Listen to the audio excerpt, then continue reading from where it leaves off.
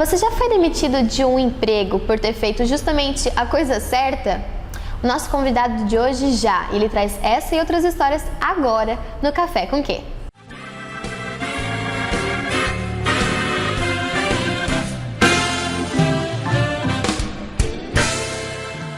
Além de jornalista, ele também é ambientalista. Djalma Veffert, seja muito bem-vindo ao nosso programa. Obrigado. Conta pra gente como é que foi essa história. Você foi demitido de um emprego por fazer a coisa certa? Como que isso aconteceu? Exercia a profissão de repórter num período de exceção no Brasil, né? E nós recebíamos nas redações comunicados da censura dizendo o que poderia e o que não poderia ser publicado, né? E numa ocasião eu era repórter policial e convenci o editor a soltarmos uma matéria sobre tortura de preso comum dentro de uma delegacia. E essa matéria originou então a minha dispensa do jornal. Bom, então, como jornalista você atua no impresso, inclusive com contribuição com a Folha de São Paulo, o Estadão, né? Como é que foi teu relacionamento com o impresso? Nesse jornal que eu trabalhava era o Diário do Paraná, isso já na década de 70.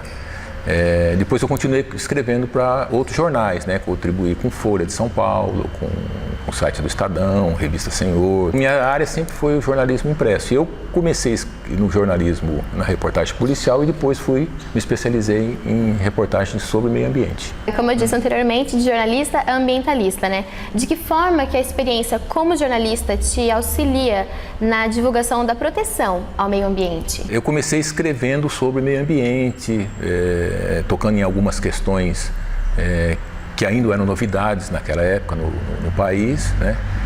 E que só escrever sobre o assunto avançava muito pouco, então era preciso também se mobilizar, né? E foi então que nós, com um grupo de amigos, né, de professores, profissionais de várias áreas, criamos então a Apoena. Isso foi em 1988, né? Mais de 25 anos, né? Já conta pra gente então o que é a Apoena, que é a ONG da qual o senhor é presidente. Conta pra gente. Quer dizer, é uma organização da sociedade civil, né? Cujo nome completo é Associação em Defesa do Rio Paraná, Afluentes e Mata Ciliar.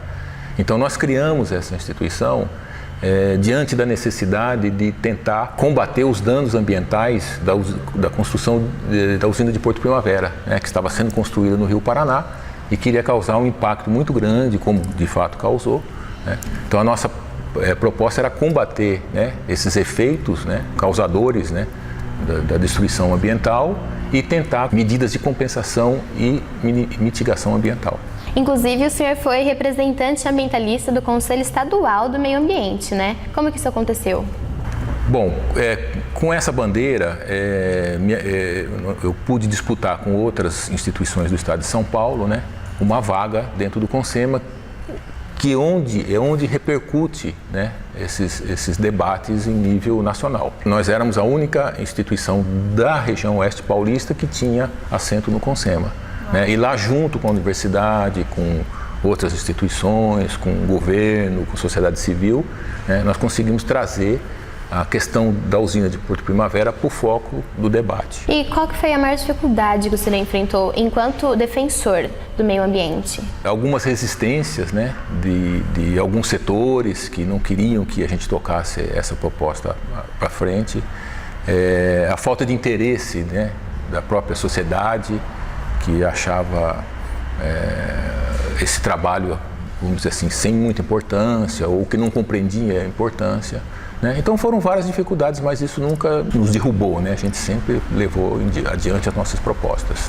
Conforme nós conversávamos anteriormente, falamos sobre a importância do apoio financeiro, né? Quando surgiu a Apoena, como que funcionava o apoio financeiro? De onde vinha a verba que vocês precisavam para desenvolver o projeto? As pessoas todas de classe média, cada um colaborava como podia, né? Eu mesmo contribuí com os próprios recursos para manter a entidade.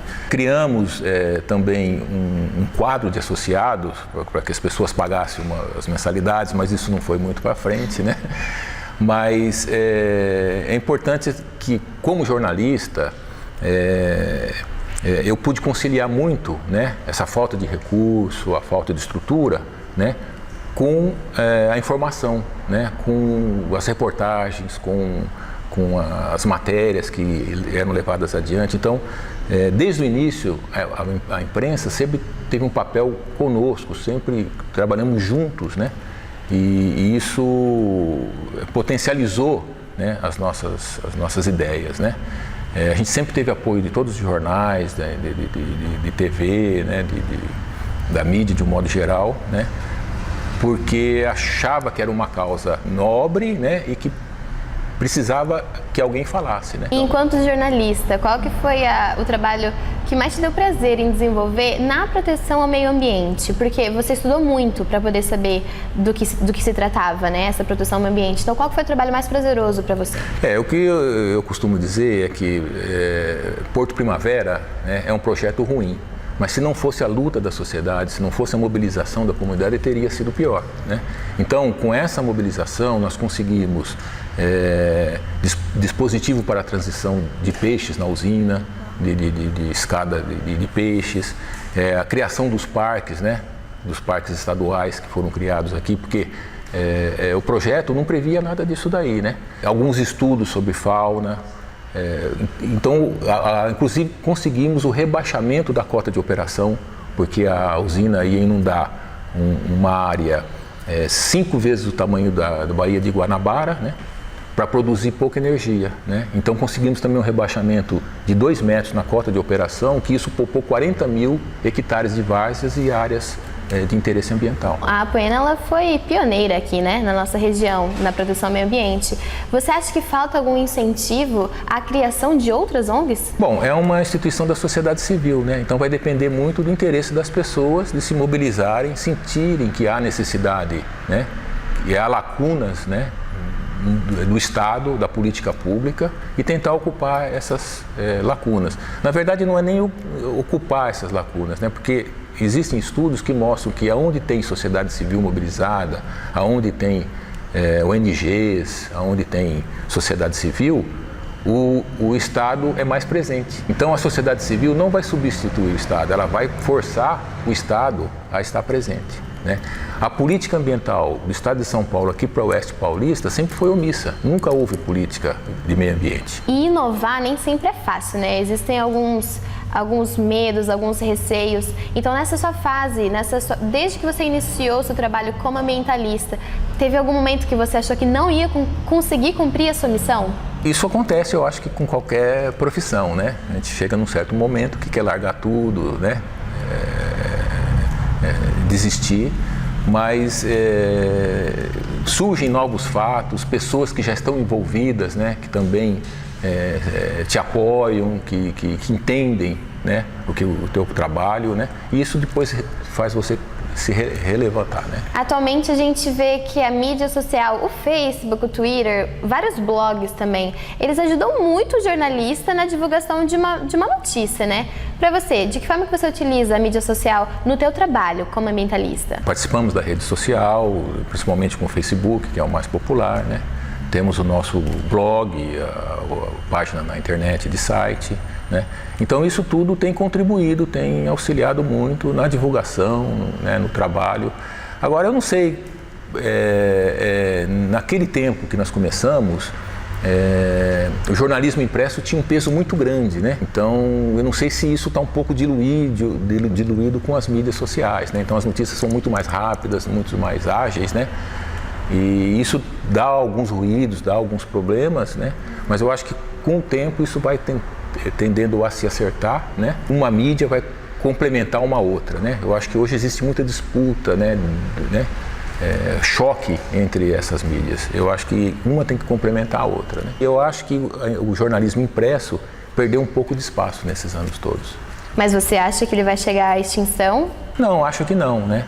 Mas eu vou te dar um exemplo. Eu era editor de um jornal, A Fronteira, né? Lá de Presidente Epitácio, uma cidade pequena, um jornal pequeno, né? De pouca repercussão, mas os grandes jornais se baseavam na pauta do nosso jornal. Então nós publicávamos alguma matéria, o Estadão via e também repercutia aquela matéria depois, né? Na nossa veiculação não tinha grandes alcances, né? Mas depois que outros jornais, a grande imprensa se interessava, e a televisão também, que começou naquele tempo com a chegada aqui da filial da Rede Globo, né? Então isso repercutia nacionalmente. E essa repercussão ela é muito importante no trabalho do jornalista, que por sinal tem que ser muito bem informado sobre vários temas, né? Então para você, qual que é a importância do jornalista, do jovem jornalista que está iniciando a carreira, estar antenado em temas como economia, política, especificamente meio ambiente? Eu acho que o processo continua como era no passado. Você começa como repórter geral, né? No tempo que eu comecei a trabalhar era repórter policial, né? Passei depois para geral, né? E depois acabei me especializando em meio ambiente. Assim como existe o especialista em economia, em saúde, né? Em mercado, né? Deve ter também o especialista em meio ambiente. Os jornalistas, né? Tem grandes nomes aí na área ambiental, eles entraram mais por interesse próprio, por acaso, não que eles se formaram nisso, né? Eles foram se interessando e acabaram sendo, né, pautados, né, para fazer esse tipo de trabalho. E com base em toda a tua experiência como jornalista e como ambientalista, que dica que você pode deixar para que os jovens que estão entrando no mercado de trabalho agora estejam ligados sempre no que está acontecendo, no que deve ser feito, de que forma fazer? Primeiro, manter a curiosidade sobre as coisas, né, interesse, né, ler, né, leitura é muito importante. A leitura é importante, não é só a leitura diária do jornal, né, mas ler os clássicos, né, da literatura mundial, né, conversar muito, participar desses debates. Eu acho que o mundo está pipocando de informações, de desafios novos, né, e, sobretudo, ter um exercício crítico das coisas, né, não aceitar as coisas passivamente, né. Você vê, nós estamos vivendo hoje uma grave crise no país, né? Crise de valores, né? de denúncias de corrupção, né? E às vezes a gente vê o jovem um pouco alheio a isso, não, né? Não se interessando muito, não se envolvendo, né? Não debatendo os destinos do país, né? Então a gente precisa estar envolvido, precisa estar ligado em tudo que está acontecendo ao nosso redor, né? Que a gente saia fora do nosso mundinho restrito ali, né, do comodismo, do comodismo, né, sair da zona do conforto, né. Nós, assim, os ambientalistas, costumamos dizer que a gente pensa globalmente, né, e age localmente, né. Então você pensa globalmente, mas vai fazer ação efetiva no teu local de trabalho, na tua comunidade. Muito obrigada pelas suas dicas e para encerrar, para você, café com o quê? Café com uma boa companhia, café com uma viagem, né? Café com queijo goiabada, que é uma delícia. Muito bem. Poxa, obrigada pela sua participação, espero que você tenha gostado tanto quanto nós gostamos. Eu gostei muito, né? Acho que esse trabalho que vocês estão fazendo é essencial, né? Eu fico bem contente de ver que o jornalismo não está perdido, o jornalismo, né, está tendo novas forças, o jornalismo uma ferramenta, um instrumento importante para a mudança da sociedade e para a questão, principalmente para a questão ambiental e a questão social. Bom, essa edição do Café com Quê fica por aqui e a gente se encontra na próxima. Um abraço e até logo!